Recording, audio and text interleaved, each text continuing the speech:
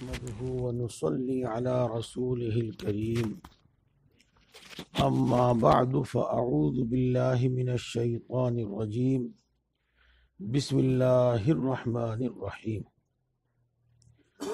والذين إذا ذكروا بآيات ربهم لم يخروا عليها صما وعميانا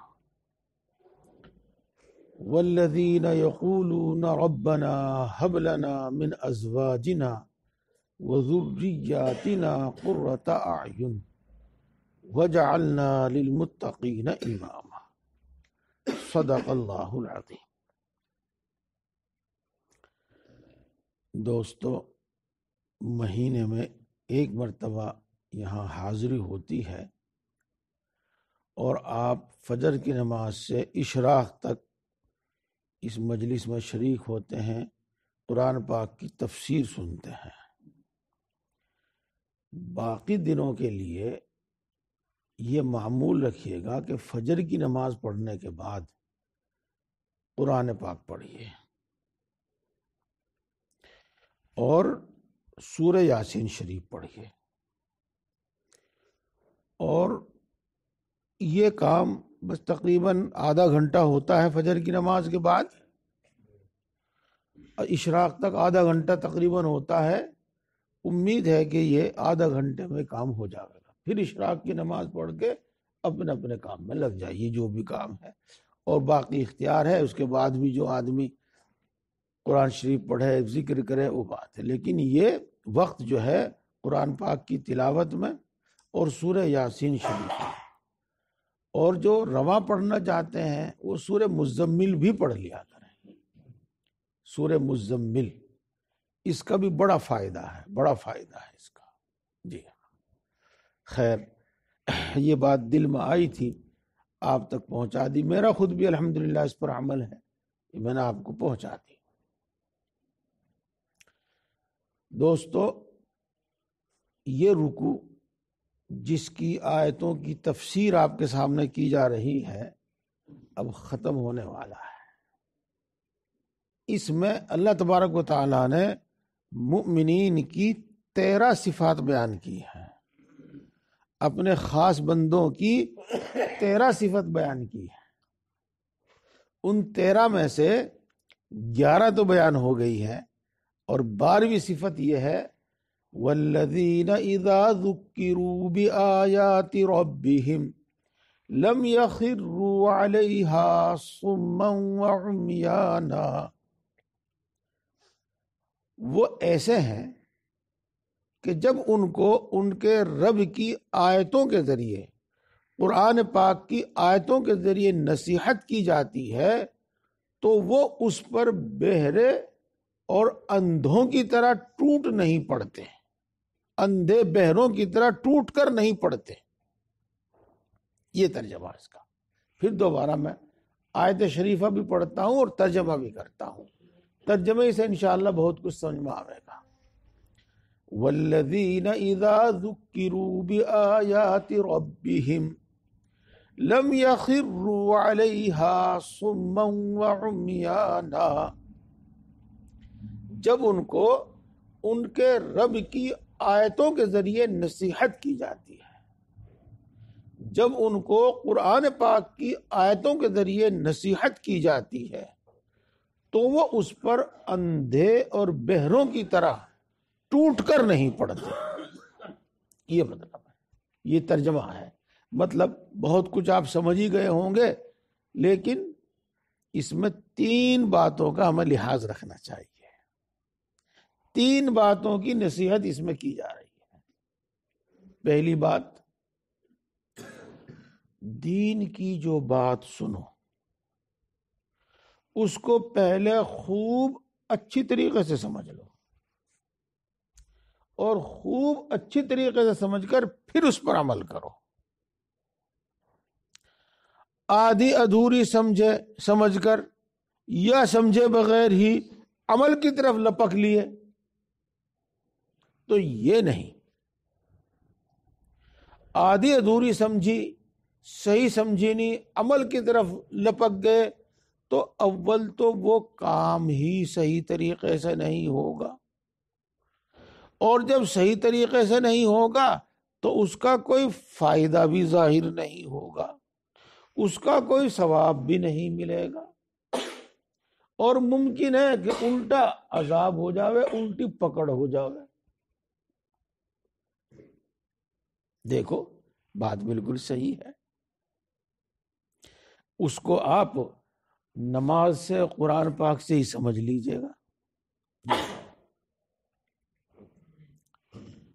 اذان پڑھنے کا تو شوق ہے، لیکن آج تک اذان صحیح کی نہیں۔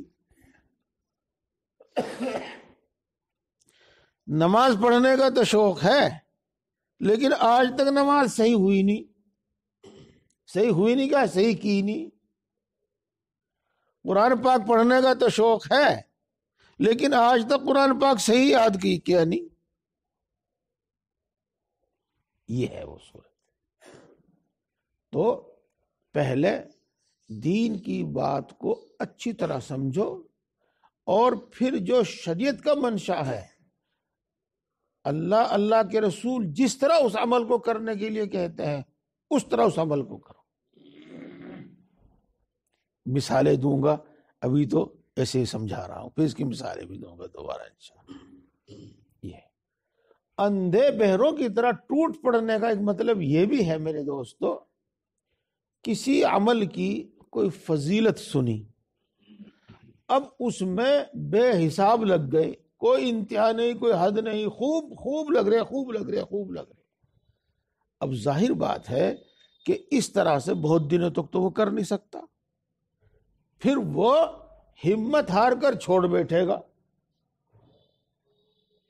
مثال کے طور پر اس نے نفلوں کی، ذکر کی فضیلت سنی، تو اب کیا ہے، ہر وقت مسجد میں ہی پڑا،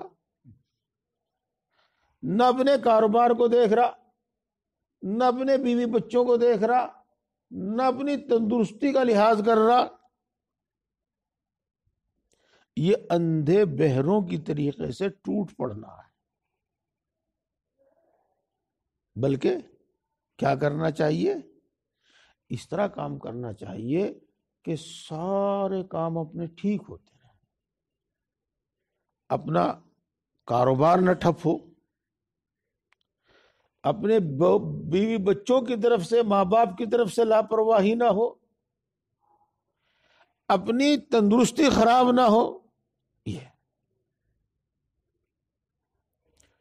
اسی طریقے سے اس کا ایک مطلب یہ ہوتا ہے کہ جب ہم کسی عمل کی فضیلت سنتے ہیں، اس کا یہ ثواب ہے، اس کا یہ اجر و انعام ہے، اس کو بھی خوب اچھی طرح سمجھ لو۔ اپنی رائے سے، اپنی خواہش سے بہت ساری امیدیں اس عمل سے وابستہ کر لی، اور کچھ دن وہ عمل کیا، پھر وہ ہماری امیدیں پورے نہیں ہوئی، تو پھر کہنے لگے کہ دیکھو بھائی، جو بیون صاحب نے بتایا تھا، جو قرآن شریف میں ہم نے سنا تھا، جو حدیث پاک میں آیا تھا، دیکھو ایسا ہوا تو ہے نہیں۔ یہ تو ایسا نہ ہو۔ ابھی وہ 3 باتیں بتائی میں نے آپ کو۔ جب کوئی عمل کی بات سنو تو خوب اچھی طرح سمجھو، اور خوب اچھی طرح سمجھ کر شریعت کے منشا کے مطابق اس پر عمل کریں، اور جب عمل کریں تو ان سب باتوں کا لحاظ رکھیں کہ اپنی صحت و تندرستی بھی نہ بگڑے، اپنا کاروبار بھی نہ بگڑے، اور جن کے اپنے ذمہ حقوق ہیں ان سب کے حقوق بھی ادا ہوتے رہیں۔ عمل کا جو فائدہ، جو ثواب اللہ تبارک و تعالیٰ نے بیان کیا ہے، اس کو بھی خوب سے صحیح سے سمجھو، اور اپنی طرف سے اس میں باتیں شامل کر کے شیطان کا شکار نہ بنو۔ یہ ہے باتیں، 3 باتیں ہیں۔ یہ مطلب ہوا کہ جب ان کو اللہ تبارک و تعالیٰ کی آیتوں کے ذریعے، ان کے رب کی آیتوں کے ذریعے نصیحت کی جاتی ہے، تو وہ اس پر اندھے اور بہروں کی طرح ٹوٹ نہیں پڑتے۔ ایک بات تو قریب قریب اسی سے آپ کی سمجھ میں آ گئی ہوگی کہ بھائی جو عمل کرو، جس عمل کی فضیلت سنی، جو عمل کرنے کا ارادہ کیا، تو اس کو آپ صحیح کرو، شریعت کے مطابق کرو اور سنت کے مطابق کرو۔ یہ تو بات آسان ہے، اور یہ بات اکثر و بیشتر میں عرض بھی کرتا رہتا ہوں، بتاتا بھی رہتا ہوں کہ بھئی نماز کے جو ثواب ہیں، نماز کے جو فضائل ہیں، وہ جبھی تو حاصل ہوں گے جب ہماری نماز ہوگی، اور اگر نماز نہیں تو اس پر جو اللہ نے وعدے کیے ہیں، اس کے جو فائدے رکھے ہیں، اس کی جو فضیلتیں ہیں، وہ حاصل نہیں ہونے کی ظاہر سی بات ہے۔ جی، آپ نے دیسی گھی کھانے کے جو فائدے سنے اور جو تجربے میں آئے ہوئے ہیں، وہ جبھی حاصل ہوں گے جب دیسی گھی ہوگا، اور اگر کچھ اور کھا رہے ہیں آپ دیسی گھی کے نام پر، دیسی گھی سمجھ کر، تو ظاہر بات ہے کہ وہ فائدہ تو ہونے کا نہیں، ہاں نقصان ہو سکے۔ تو اس بات کو خوب یاد رکھو، اور ہر کام کو شریعت کے مطابق اور سنت کے مطابق اور خوب صحیح سمجھ کر کیا کریں۔ قرآن پاک کے فائدے ہیں، جی، تو قرآن پاک کو قرآن پاک کی طرح پڑھو۔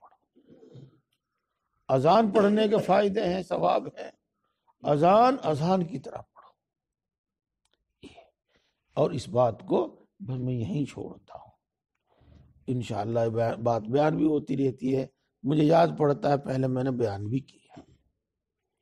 اب آگے چلتے ہیں، وہ کیا کہ کام، کوئی بھی کام اعتدال کے ساتھ کرو، اعتدال کے ساتھ، درمیانی چال چل کر عمل کرو، درمیانی چال کے ساتھ۔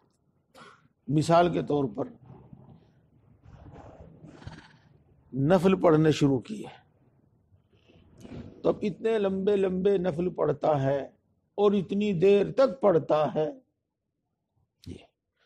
کہ تھک گیا، اکتا گیا، جو کام بگڑے ان کی وجہ سے اب طبیعت ادھر چلتی نہیں، سستی پیدا ہو گئی، اکتاہٹ پیدا ہو گئی۔ تو ایسا نہیں، اتنا عمل شروع کرو، اتنا عمل شروع کرو جس کو نبھا سکتے ہیں، اتنا عمل شروع کرو جس کو نبھا سکتے ہو۔ یہ تہجد کے فضائل سنے، اب رات کو بہت سویرا اٹھ گیا اور سویرا اٹھ کے پھر صبح تک وہ نفلوں میں تہجد میں مشغول رہا، اب اسکول نہیں جاتا، اب دکان پہ نہیں بیٹھتا، اب مدرسے میں نہیں جاتا، جو اپنی ڈیوٹی ہے، جو بھی جس کا جو کام ہے اس کو پورا نہیں کرتا، تو یہ اندھے اور بہروں کی طرح ٹوٹ پڑنا ہے۔ کچھ دن بہت عمل کیا، خوب کیا، اور پھر ایسے سست پڑ گئے، ایسے سست پڑ گئے کہ اب ہلائے نہیں ہلتے۔ تو ایسا نہیں ہونا چاہیے، ایسا نہیں ہونا چاہیے۔ اب میں آپ کو اس سلسلے میں دو باتیں بتاتا ہوں، اس سے بات خوب اچھی طرح سمجھ میں آ جائے گی۔ یہ میں نے بھی آپ سے عرض کیا کہ بھئی فجر کی نماز کے بعد اشراق تک قرآن پڑھو، سورہ یاسین شریف پڑھو، سورہ مزمل پڑھو، پھر اشراق پڑھ کے اپنے کام میں لگ جاؤ۔ اور اکثر بزرگوں کا عمل بھی ہے اسی طرح پر، اور حدیث پاک میں بھی آیا ہے، جو شخص فجر کی نماز پڑھے اور وہیں بیٹھ کر اشراق تک ذکر وغیرہ میں مشغول رہے، پھر وہ 2 رکعات 4 رکعات پڑھے تو اس کو ایک حج اور عمرے کا ثواب ملتا ہے۔ یہ فضیلت آئی ہے اس بات کی، یہ اپنی جگہ پر بالکل صحیح ہے، لیکن اس پر عمل کرنا ہے، سمجھ کر عمل کرنا ہے، اس پر عمل کرنا ہے اور سمجھ کر عمل کرنا ہے۔ اس کی کیا، یہ صرف اس وجہ سے کہ بھئی اشراق مجھے پڑھنی ہے اور پھر مجھے دوبارہ وضو کرنا پڑے گا، اب وہ پیٹ کی ہوا روکو بیٹھا، وضو نہیں ٹوٹنے دے رہا، ہوا روکو بیٹھا، یہ تو ظاہر بات ہے کہ اس سے تندرستی بگڑے گی، دل دماغ پر آنتوں پر اس کا برا اثر پڑے گا، بیمار ہوگا، اور اس کا نتیجہ یہ ہوگا کہ فرض بھی صحیح سے ادا نہیں کر پاوے گا۔ اسی واسطے حضرت اقدس حضرت مولانا اشرف علی صاحب تھانوی نور اللہ مرقدہ ارشاد فرماتے ہیں کہ ہم تو اس نیت سے، تاکہ ہماری تندرستی اچھی رہے اور دین کے سارے کام ہم صحیح کرتے رہیں، جتنا ثواب فجر کے بعد اشراق تک اللہ کے ذکر میں سمجھتے ہیں، اتنا ہی اس نیت سے کہ تندرستی اچھی رہے، دین کے سارے کام ہو، ہم چہل قدمی میں بھی اتنے ہی ثواب سمجھتے ہیں۔ جب چہل قدمی کرے گا، پیٹ صاف ہوگا، ہوا نکلے گی، طبیعت کے اندر بشاشت اور خوشی اور ہمت آوے گی، پھر نفل بھی صحیح پڑھے گا، سارے کام صحیح کرتا رہے گا۔ یہ ایک مثال میں نے آپ کے سامنے عرض کی ہے۔ تو ہر کام کو سوچ سمجھ کر اس کے طریقے سے کرو۔ ایک حدیث پاک میں آیا ہے، یا ترجمہ سنا دیتا ہوں بس، اے شخص تو اس کی طرح نہ ہو جا جو رات کو تہجد پڑھا کرتا تھا اور پھر اس نے تہجد پڑھنی چھوڑ دی۔ کان یقوم اللیل فترک قیام اللیل، اس کا مطلب بھی میرے دوستو وہی ہے۔ کبھی تو شوق اور جذبے میں اتنا عمل کیا کہ بہت زیادہ، اور پھر چھوڑ بیٹھے تو اس کی پرواہ نہیں کری۔ یہ تو اندھے بہروں کی طرح ٹوٹ کر نہ پڑے، بلکہ صحیح سمجھ کر اور اعتدال کے ساتھ، درمیانی چال کے ساتھ جس کو نبھا سکیں اس طرح عمل کریں۔ ایک دوسرا مطلب بتا دیا، امید ہے کہ بات سمجھ میں آئی ہوگی، اور اپنے عمل سے اور دوسروں کے عمل کو دیکھ کر اور بات اچھی طرح سمجھ میں آ جاتی ہے۔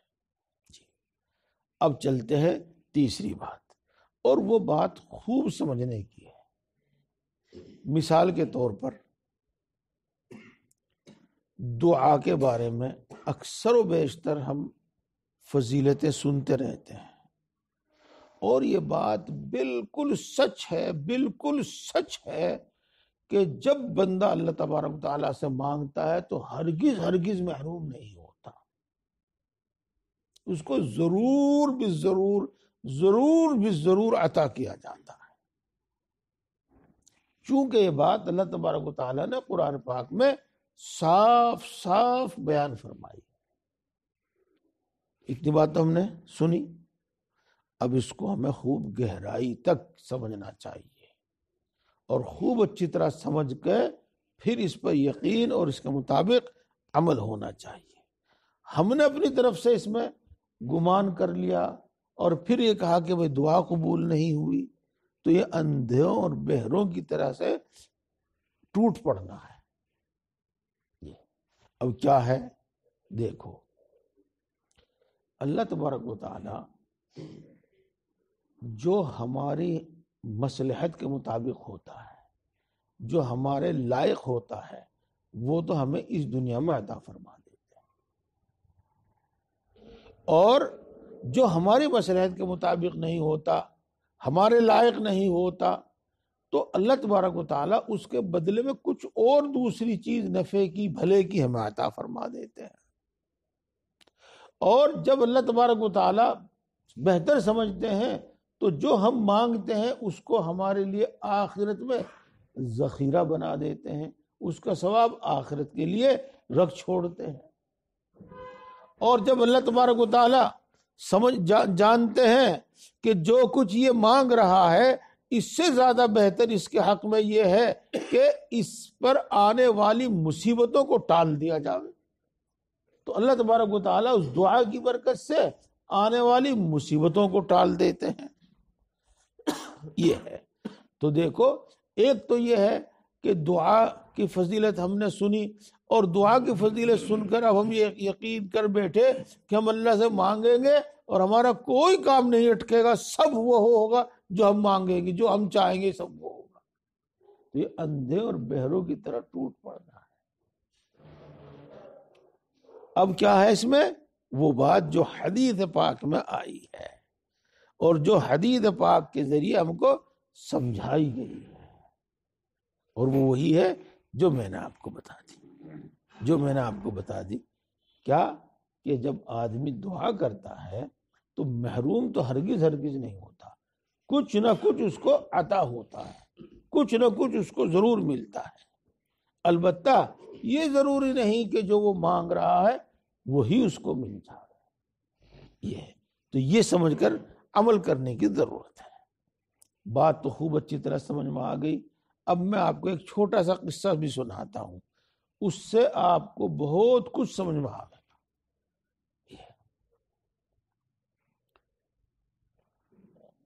مکہ مکرمہ میں جس زمانے میں رسول اللہ صلی اللہ علیہ وسلم کا نبوت کا چرچا تھا،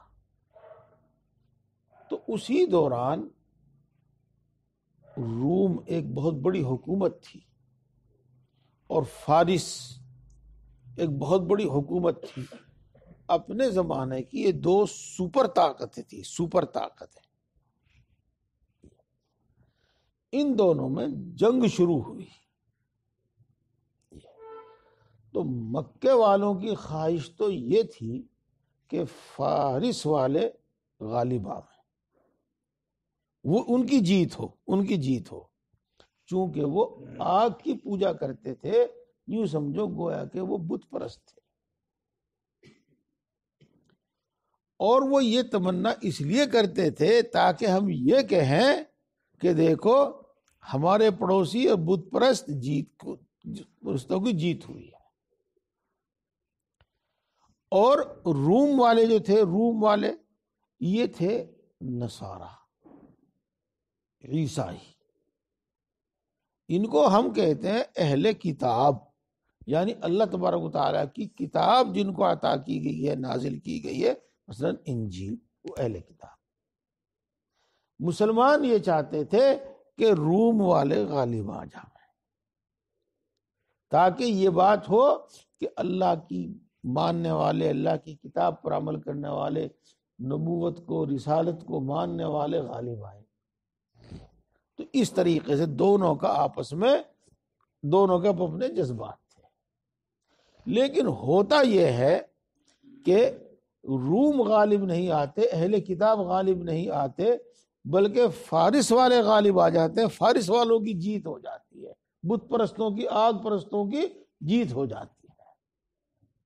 تو اس سے مسلمانوں کو ذرا صدمہ ہوا اور مشرکین مکہ کہنے لگے کہ دیکھو جس طرح ان کی جیت ہوئی ہے ایسی ہماری تمہارے اوپر جیت ہوگی.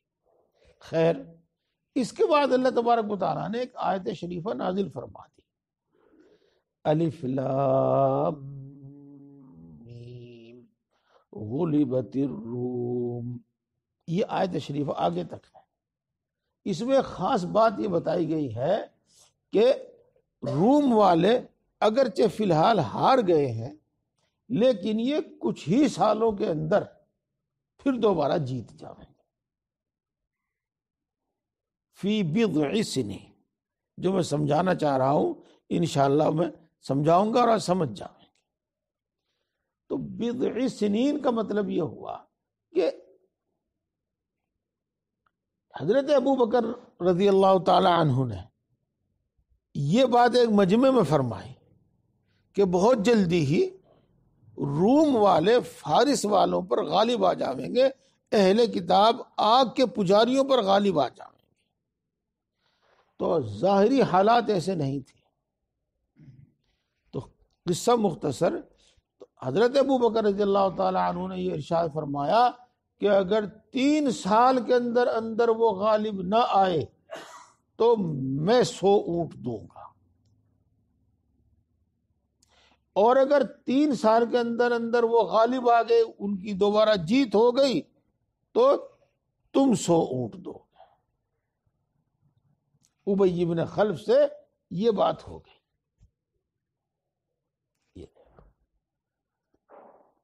اس کے بعد حضرت ابوبکر صدیق رضی اللہ تعالی عنہ نے یہ واقعہ جا کر رسول اللہ صلی اللہ علیہ وسلم کو سنایا۔ تو رسول اللہ صلی اللہ علیہ وسلم نے ارشاد فرمایا کہ بضع سنین کا مطلب تو یہ ہے کہ 3 سال سے 9 سال کے اندر اندر غالب آ جائیں گے۔ تو تم نے 3 سال کے بارے میں کیوں بات کہی؟ تم 9 سال کی بات کرو۔ یہ پہلے تھوڑی سی بیان کرنے میں تھوڑی سی وہ ہو گئی، 10 اونٹوں کی بات ہوئی تھی، 10 اونٹوں کی۔ پھر رسول اللہ صلی اللہ علیہ وسلم نے ارشاد فرمایا تم ان سے 9 سال کی بات کرو اور بجائے 10 اونٹوں کے 100 اونٹ کی بات کرو۔ تو خیر اسی طرح دوبارہ بات ہوئی، اور پھر قرآن پاک کی پیشین گوئی کے مطابق روم غالب آئے۔ ابو بکر رضی اللہ تعالی عنہ نے وہ اونٹ وصول کیے۔ ہاں پورا قصہ ہے۔ اب دیکھو دوستو، مان لو تھوڑی دیر کے لیے جو چوک حضرت ابو بکر رضی اللہ تعالی عنہ سے ہو گئی تھی، اگر وہ اسی پر قائم رہتے اور 3 سال کے اندر اندر روم نہ جیتتا، دیکھو قرآن پاک بات جھوٹی ہو جاتی، حضرت ابو بکر صدیق رضی اللہ تعالیٰ عنہ کی بات جھوٹی ہو جاتی۔ لیکن رسول اللہ صلی اللہ علیہ وسلم نے جب فرمایا کہ چونکہ اس کا مطلب ہوتا ہے 3 سال سے 9 سال کے اندر اندر، تو اب 9 سال کی بات کرو، جس میں انشاءاللہ ہر حال میں اللہ کا وعدہ پورا ہوگا، ایسا ہی ہوگا۔ تو امید ہے کہ ان واقعات کے ذریعے میں اپنی بات سمجھانے میں کامیاب رہا ہوں۔ ایک اور واقعہ سن لیجیے گا حدیث پاک کا، پہلے بھی سنایا تھا آپ کو میں نے۔ ایک صحابی رسول اللہ صلی اللہ علیہ وسلم کی خدمت میں حاضر ہوئے اور عرض کیا کہ اللہ کے رسول، میرے بھائی کو دست لگ رہے ہیں۔ تو آپ نے ارشاد فرمایا کہ اس کو شہد پلاؤ۔ اس نے جا کے شہد پلایا تو دست اور زیادہ لگ گئے۔ جتنی دیر انتظار کیا پھر جب بات زیادہ بڑھ گئی تو پھر دوبارہ وہ آیا اور یہی بات کہی۔ رسول اللہ صلی اللہ علیہ وسلم نے ارشاد فرمایا کہ اس کو شہد پلاؤ۔ اس نے جا کے پھر شہد پلایا تو دست اور بڑھ گئے۔ پھر جتنی دیر انتظار کیا، جتنی دیر صبر کیا پھر رسول اللہ صلی اللہ علیہ وسلم کے پاس آیا اور کہا کہ اللہ کے رسول، تو دست اور زیادہ بڑھ گئے۔ آپ نے فرمایا کہ اللہ سچا ہے اور تیرے بھائی کا پیٹ جھوٹا ہے، جا تو اس کو شہد پلا۔ وہ تیبارہ پھر گیا اور شہد پلایا، اب اس کو تندرستی ہو گئی۔ تو بہرحال ان سب واقعات سے یہی کہ بات کو صحیح سمجھ کر اس پر عمل کیا جاوے، اور صحیح سمجھے بغیر اس پر عمل کرنا یہ نقصان دیتا ہے۔ کبھی تو اس عمل کا فائدہ حاصل نہیں ہوتا کیونکہ ہم نے صحیح سمجھ کر صحیح طریقے سے وہ عمل نہیں کیا۔ کبھی اس پر ہم بہت زیادہ شوق میں آ کر بہت زیادہ عمل کرتے ہیں، اپنی طاقت اور ہمت سے زیادہ عمل کرتے ہیں، جس کا نتیجہ یہ ہوتا ہے کہ کچھ ہی دنوں میں چھوڑ بیٹھتے ہیں یا کچھ ہی دنوں میں ٹوٹ جاتے ہیں۔ اور تیسری بات یہ کہ اللہ تبارک و تعالیٰ، اللہ کے رسول صلی اللہ علیہ وسلم کے بیان کیے ہوئے اس کے جو فائدے ہیں، وعدے ہیں، ان سے زیادہ کی ہم اپنی طرف سے امید لگا لیں اور پھر وہ پورے نہ ہوں، اور پھر اللہ پر، اللہ کے رسول پر اعتراض کریں، اور پھر قرآن پر، اللہ کے رسول کی باتوں میں شک پیدا ہو۔ یہ اب میں سمجھتا ہوں کہ بات پوری ہو گئی، اور انشاءاللہ العزیز یہ آپ کو فائدہ دے گی کہ دین کی بات کو پہلے خوب سمجھو اور خوب سمجھ کر صحیح سمجھ کر پھر عمل کرو، انشاءاللہ العزیز انشاءاللہ العزیز اس کا فائدہ حاصل ہوگا۔ اب کیا منٹ ہے، اگلی بات شروع کروں؟ اچھا ٹھیک ہے، بس اللہ تبارک و تعالی ہم سب کو دین